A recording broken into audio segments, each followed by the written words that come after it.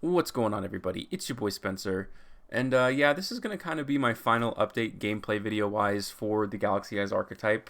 This is kind of like this is how you play it in 2021, as the title suggests. Um, it's not ABC Cyber Dragon, unfortunately. The problem is that Modern Yu-Gi-Oh is a one-card play starter, and it just doesn't exist. There's not a card. So I was really hoping it was gonna win that vote a card contest. Made it to the finals, but I think Konami saw that there is a lot of fans of the archetype, so hopefully we can get maybe some new support to come out that can help facilitate those kinds of things. You just need two cards in your hand all the time. You're just not always going to get it, right? That's just not how Yu-Gi-Oh works. But in any case, I will do the deck profile sooner rather than later. I'm tinkering with just a few different ratios. I'm right on the cusp. I've tried a few different things that don't work out. The one thing I will tell you guys is the ZW version, it didn't hit for me. It didn't fit my kind of play style. It was kind of more of a going first type of thing, and I want this deck to be going second. I'll just give you guys a little bit of insight on kind of the stuff I'm tinkering with. I've taken out Galaxy Wizard, and now I put it back in. For a while, I tried a little Speedroid engine to get a rank 3 out in the field that negates monster effects to kind of let your combos go through, but that's really kind of a going first thing, so I even think you could side that in. The only problem is that Photon Sanctuary locks you into light monsters, so if you have both of them in your hand, it's a brick. So you kind of have to go based off of that. And the biggest change I've made since that first video was I added Pot of Desires. Pot of Desires can hurt you pretty bad, but it's a risk you kind of have to take, right? And this Dark Ruler More put in a lot of work because a lot of these cards can activate, or this card, one of his disruptions was based off of gaining life points. And obviously this is the new Link 4. It would bounce an effect monster back to my hand. So he does negate all of these effects, but I'm able to play through it really well, right? It doesn't negate, it's not a skill drain, it's just a skill drain at that moment, kind of like the new Dark Magician support. And I think I ran out of time here, but at the end of the day, this is a huge comeback here. I go into infinity. Number 97 is going to help me finish the duel off with an OTK, just in case he could activate something. But yeah, that would have been the end of the duel, which is really cool to be able to do that going second. And through quite a bit of disruption, I definitely broke his board. Not something you probably expect to see out of Galaxy Eyes, right? This is Evil Twin Eldritch. See what I can do about this, the new Eldritch archetype. Looks like he tossed a Hakero, so he's going to be able to get the Sanguine Search at the end. It does have the Solemn Strike and the Conquistador, and he's going to be able to get that pop, the Evil Twin pop. So, and like I said, here we go. Probably going to go after this back row here, and that's exactly what I do. That way, I do not get burnt by the Conquistador, which is nice.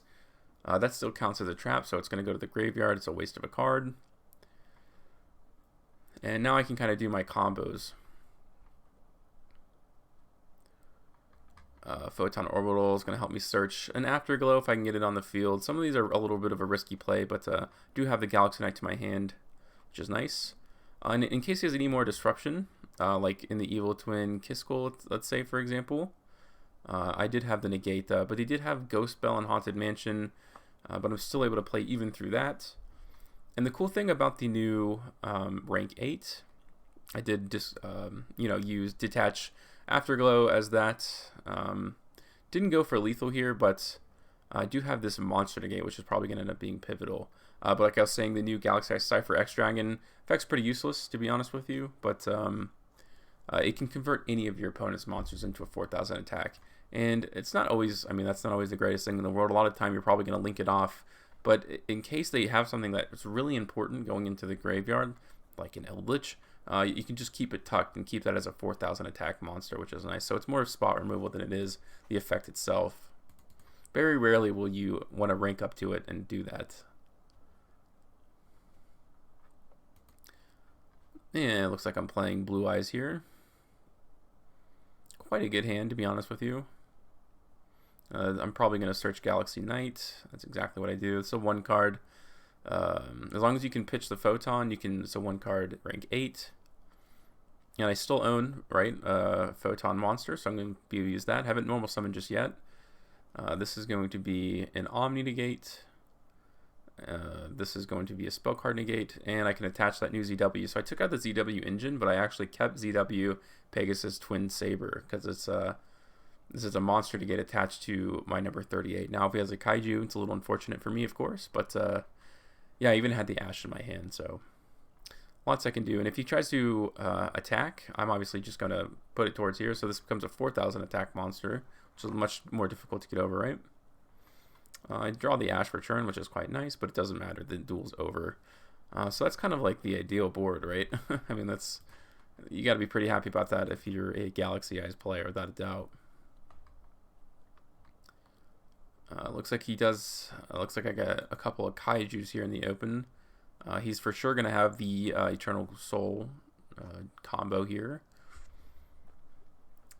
Yeah, Dragoon, doesn't matter, the Dark Magicians, fortunately for me, it doesn't trigger, so, which is nice. And you always want to use these Kaijus, by the way, that's for sure baseline, and I'll talk about that on the deck profile, I suppose, but besides the fact that it is a Light Machine monster and can be tossed with Galaxy Soldier, just like ABC Cyber Dragon, the Photon Sanctuary locks you into light, so if you Kaiju your monster and you didn't use the light one, you wouldn't be able to, which is pretty bad. So his disruption's over for the turn. I use Soul Flare to grab that back to my hand just so I can draw 2, right? I saw that trade in. I wish I could grab the Dark Magician, right? Because that would mean he wouldn't be able to use the Eternal Soul combo, but it is unaffected by card effects. But he's going to attempt to use the Eternal Soul, and of course I'm going to negate that and essentially end the duel. So lots of different ways to break the board. You just got to be careful about how much you do of which one. Basically, the struggle is, looks like, this is me, right? I'm playing, this is Eldritch Monarch, so I will play that for a Fresh Start Friday for sure pretty soon, but we'll keep it going here. It's another Evil Twin matchup. It looks like he opens just about everything he could possibly ever want.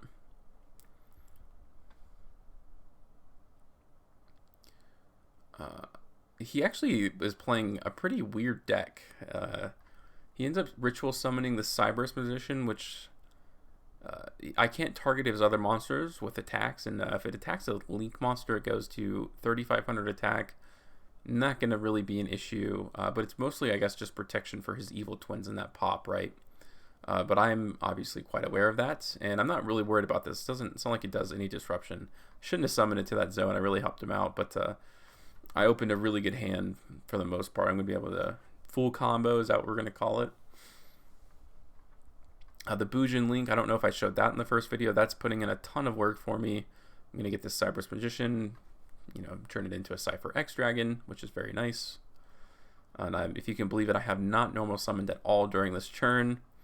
And also I wanted to show this to you. This should have been game by like a billion trillion points.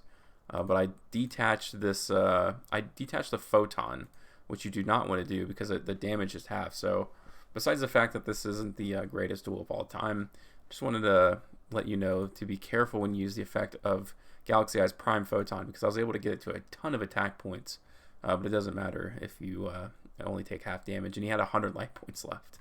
Kind of like a comical type of thing, but I did sacrifice a lot of my advantage for one negate, because otherwise I didn't have anything on the board, right? And the Cypher Blade, the reason I ranked up that when I didn't use the effect is because if it is destroyed by battle or card effects, it summons a Cypher back from the graveyard, so you're keeping some sort of advantage still at that point. This is Skull Servants. So this is the OTK deck versus what's supposed to be an OTK deck but actually isn't. Photon, yeah, I mean, I would love to replace like number 100 Numeron, because it goes up to 9,000 attack, but that's not always enough, right?